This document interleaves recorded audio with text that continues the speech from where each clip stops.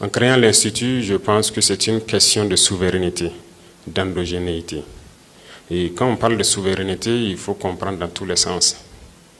Aujourd'hui, le Burkina Faso lutte, et ce que nous avons compris depuis 3 ans maintenant, est que nous ne pouvons compter sur personne. Il faut compter sur soi-même. Ça, c'est un impératif. Tous ceux qui passaient leur temps à venir au Burkina ou à recevoir des stagiaires ont un objectif derrière la tête, c'est de nous dominer. Il y a un endoctrinement qui ne dit pas son nom, mais ils prennent de l'ascendant sur vous lorsqu'ils vous encadrent.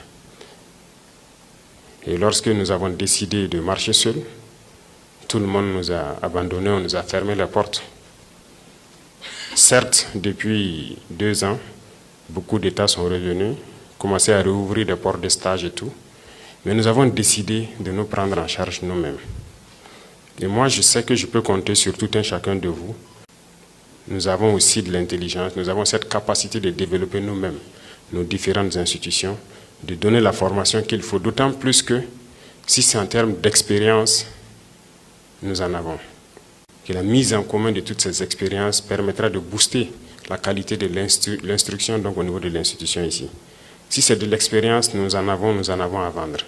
Et d'ailleurs, ça me permet donc de rebondir sur cette question du contenu de la formation qui doit aussi évoluer. Certes, il y a cette formation classique, mais il faut que nous ajoutons quelque chose d'autre en lien avec nos retours d'expérience que nous avons de notre guerre. Pourquoi on ne peut pas exploiter toutes nos expériences de cette guerre et développer notre outil de défense?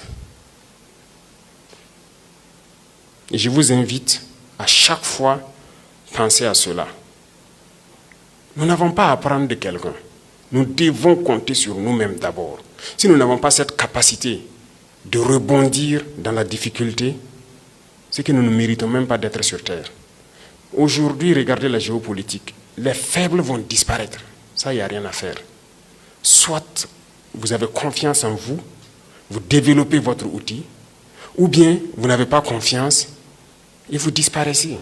Et l'officier d'état-major, ce n'est pas quelqu'un qui parle dehors des opérations en planification. La discrétion est un facteur de succès. Vive l'Institut donc qui est en train de naître et qu'elle soit à l'image de nos combattants qui ont vraiment bataillé pour que le Burkina Faso soit et que vous soyez donc l'Institut qui va maintenir le Burkina Faso libre, indépendant, prospère et surtout souverain.